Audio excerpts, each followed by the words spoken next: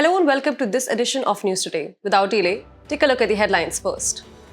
Bharatiya Vayuyan Vidheyak 2024 introduced in the Lok Sabha. Supreme Court highlighted need for continuous legislative assessment. India elected as Vice Chair of IPEF Supply Chain Council. Announcement of opportunity for private sector for communication satellites. Women Entrepreneurship Program launched by National Skill Development Corporation. WHO launches new initiative to advance mRNA vaccine development against human avian influenza. In a move set to propel India's aviation sector into a new era, the Bharatiya Vayuyan Vidheyak 2024 was introduced in the Lok Sabha today. This groundbreaking bill aims to replace the nearly 90-year-old Aircraft Act of 1934, ushering in a modern regulatory framework for the 21st century. The key aim of the bill is to clear the air around existing ambiguities and streamline processes for ease of doing businesses and manufacturing in the aviation sector. This leap empowers the central government with the authority to implement international civil aviation conventions, such as the Chicago Convention of 1934 and the International Telecommunication Convention of 1932. But that's not all. The Directorate General of Civil Aviation, the Bureau of Civil Aviation Security, and the Aircraft Accident Investigation Bureau will now have increased powers, ensuring a safer and a more secure flying experience. In emergencies, the government can also take swift actions like detaining aircraft to protect public safety. Significantly, this bill aligns with the Atmanirbhar Bharat initiative by promoting indigenous design and manufacturing of aircraft. It also expands its scope to include drones, unmanned aerial vehicles, flying taxis, and even certain electronic gliders. As India's skies become busier, this move comes just in time to cater to a rapidly growing market. According to ICRA, domestic air passenger traffic is expected to soar by 8 to 13% in financial year 2024. In summary, this move stands to be a significant step towards modernizing India's aviation laws. It not only aligns with global standards, but also encourages homegrown innovation and manufacturing in the sector. In our next news, the Supreme Court recently highlighted the necessity for continuous legislative assessment. This directive emerged from a two-judge bench while addressing systemic issues in the implementation of the Maharashtra Slum Areas Act. The court stressed the need for a comprehensive statutory audit, underscoring that reviewing and assessing the implementation of a statute is a crucial aspect of the rule of law. The directive was issued in response to numerous problems with the Act's implementation, including flawed processes in land identification as slum areas and inadequate provisions for accommodating displaced slum dwellers. The situation brings to light the importance of legislative impact assessment. Legislative Impact Assessment, or LIA, is a systematic approach to evaluating the positive and negative effects of proposed and existing legislation.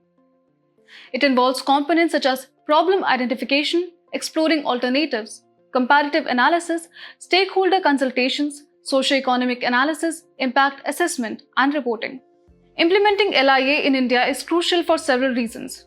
It ensures evidence-based policy making, grounding laws in solid evidence and analysis, thereby optimizing resource allocation. It also promotes policy predictability and coherence, ensuring that new laws align with existing legislation, policies, and international commitments. Furthermore, the absence of sunset clauses in India's legislative system often leads to under-reviewed, outdated, overburdened, and redundant regulations. Despite its importance, LIA faces significant challenges in India. There is an absence of an institutionalized framework, suboptimal interdepartmental coordination, and inadequate stakeholder engagement. Several mechanisms exist to assess legislation after enactment in India. These include the Standing Committees of Parliament, the Finance Commission, and the Law Commission. Additionally, Niti Aayog is entrusted with monitoring programs and policy implementations across the country. Civil society organizations, industry associations, and academic institutions also play a role in this assessment process. The Second Administrative Reforms Commission recommended that each statute creating a regulator should include a provision for periodic impact assessment by an external agency. In conclusion, the Supreme Court's emphasis on continuous legislative assessment reflects a broader need for evidence-based, coherent, and regularly reviewed policy-making processes in India. In a prominent stride towards strengthening global supply chains, India has been elected as the Vice Chair of the Indo-Pacific Economic Framework's Supply Chain Council. This prestigious position reflects India's growing influence in the region's economic and strategic landscape. Pursuant to Indo-Pacific Economic Framework Supply Chain Agreement, India and 13 other IPEF partners have established 3 supply chain bodies. These bodies include Supply Chain Council to pursue targeted, action-oriented work to strengthen supply chains for those sectors and goods most critical to national security, public health, etc. Second is the Crisis Response Network to provide a forum for a collective emergency response to imminent disruptions. Third is the Labour Rights Advisory Board to bring together workers, employers, and governments at the same table to strengthen labour rights and workforce development across regional supply chains. Now, let's discuss the concept of supply chain resilience in detail. Supply chain resilience, or SCR, is the ability of these networks to withstand and bounce back from disruptions. Further, there are certain threats to SCR, for example, the geopolitical tensions like the Russia-Ukraine conflict, or economic shocks such as those seen during the COVID-19 pandemic. For India, this election marks a continuation of its proactive measures to enhance SCR, including initiatives like the Supply Chain Resilience Initiative with Australia and Japan, and the Quad Supply Chain Initiative. Additionally, national efforts like the PM Gati Shakti National Master Plan, National Logistics Policy, and PLI scheme for different sectors are in line. Furthermore, the IPEF launched in Tokyo in 2022 includes 14 members, namely Australia, Brunei, Fiji, India, Indonesia, Japan, Republic of Korea, Malaysia, New Zealand, Philippines, Singapore, Thailand, Vietnam, and USA. The framework is dedicated to fostering economic growth, peace, and prosperity across the Indo-Pacific. It has 4 pillars: Pillar 1, Trade; Pillar 2, Supply Chain Resilience; Pillar 3, Clean Economy; and Pillar 4, Fair Economy. India has joined Pillars 2 to 4th, while it has maintained an observer status in Pillar 1. Ahead in the news, the Indian National Space Promotion and Authorization Centre has announced an announcement of opportunity for the private sector to develop and operate communication satellites. This initiative aims to make Indian orbital resources available to non-government entities for owning, establishing, and operating geosynchronous orbit satellites. The primary objective is to identify and enable eligible NGEs to utilize the unutilized ITU filings made by ISRO. These filings, registered with the International Telecommunication Union or ITU, coordinate the use of orbital slots and frequencies to avoid interference between satellites. The significance of private sector participation in the space industry cannot be overstated. Private involvement can spur innovation and cost reduction through increased competition and better economies of scale. The shift towards a demand-driven approach can enhance the development of space assets. Additionally, commercialization of space through private sector participation can lead to new business models, including satellite services and space tourism. This participation also allows private firms to undertake certain tasks, enabling ISRO to focus on advanced research and exploration missions. However, private sector participation in space comes with challenges. The absence of clear national space legislation results in a lack of clarity on conducting space-related activities. Funding remains a significant issue, with limited availability of venture capital for space startups in India and inadequate expenditure on research and development.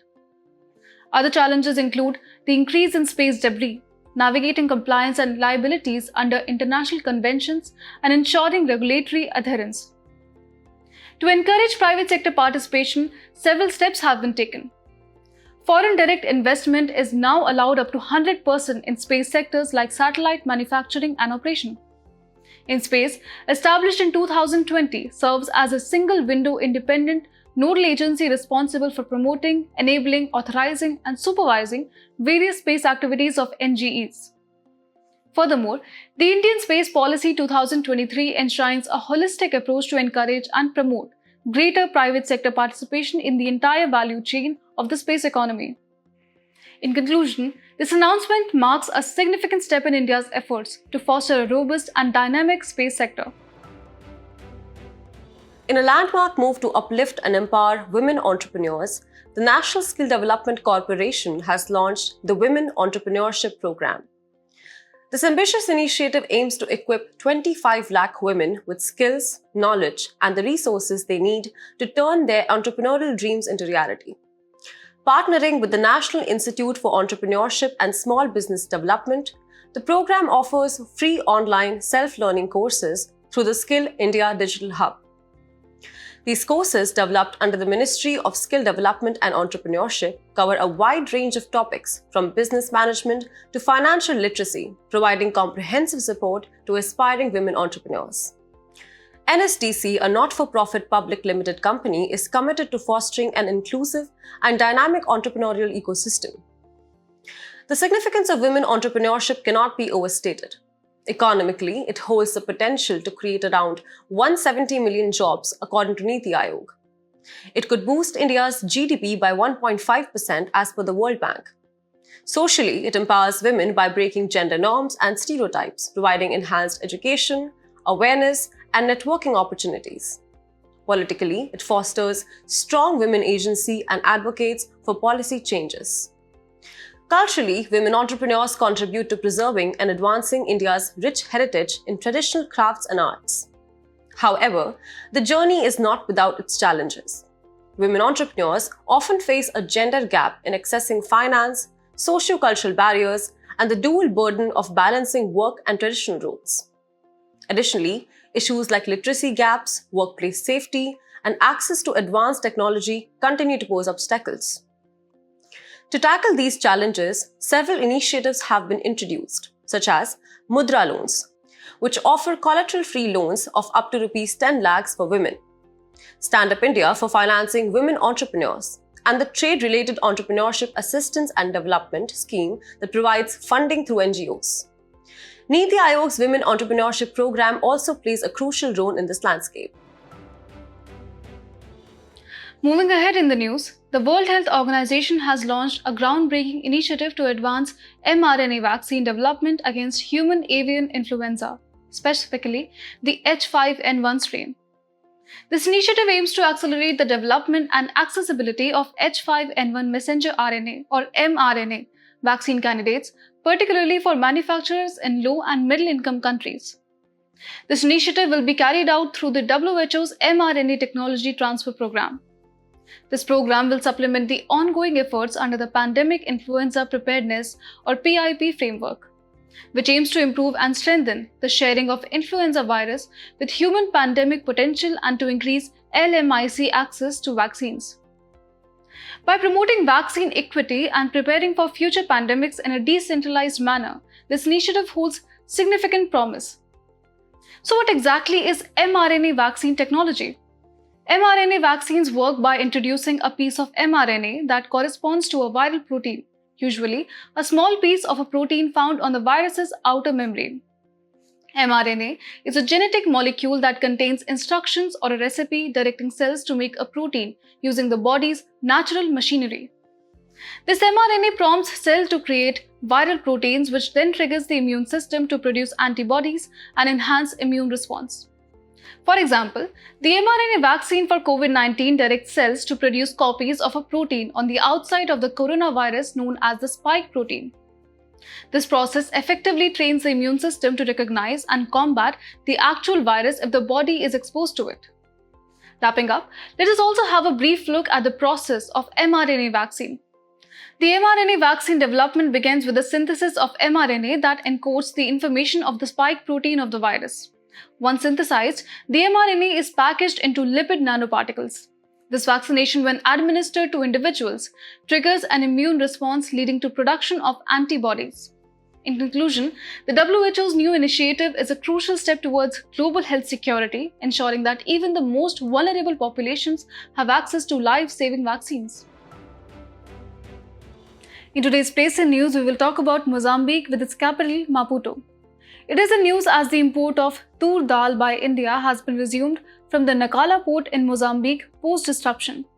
If we talk about its political features, then it is a Southeast African country with a long coastline bordering the Indian Ocean. Moreover, the Mozambique Channel separates it from the island of Madagascar.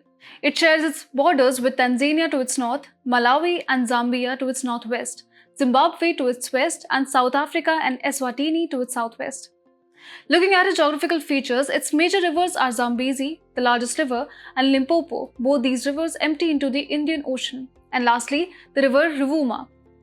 Its highest peak is the Mount Binga, which is part of the Shimoyu Highlands.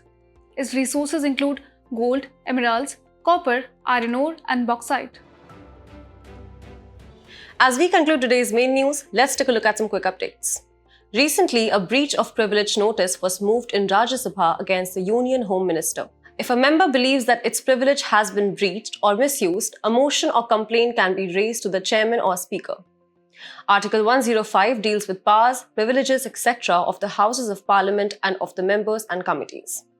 RBI released a draft framework on alternative authentication mechanisms for digital payment transactions. Framework will be applicable to all payment system providers and payment system participants as defined in the Payment and Settlement Systems Act 2007. Indian Air Force is all set to host first multinational air exercise Tarang Shakti at Salur, Tamil Nadu and Jodhpur, Rajasthan. More than 30 countries will participate. Exercise aims to strengthen strategic relationships. Union Ministry of Education announced guidelines for implementation of bagless days for students of classes 6 to 8. The objective is to build observation-based learning capacity, develop understanding of connectedness of community and interdependence to promote dignity of labor through hands-on activity, etc. Government allocated Rs 7,212 crore to Nirbhaya Fund for financial year 2023-24. It was created for the implementation of initiatives aimed at enhancing the safety and security for women in the country. Heavy rainfall in the Kaveri Basin has led to increased water release from Krishna Raj Sagar Dam. The KRS Dam is built across the river Kaveri at Karammavadi during the rule of Vodeyar dynasty. Researchers from South Korea have successfully demonstrated the ability to control specific brain regions in mice using magnetic fields known as nanomagnetogenetic interface for neurodynamics technology.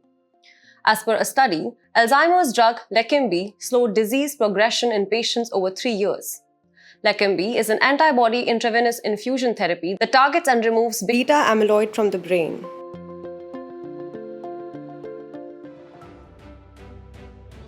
Before we sign off, let's challenge your understanding in today's installment of Test Your Knowledge.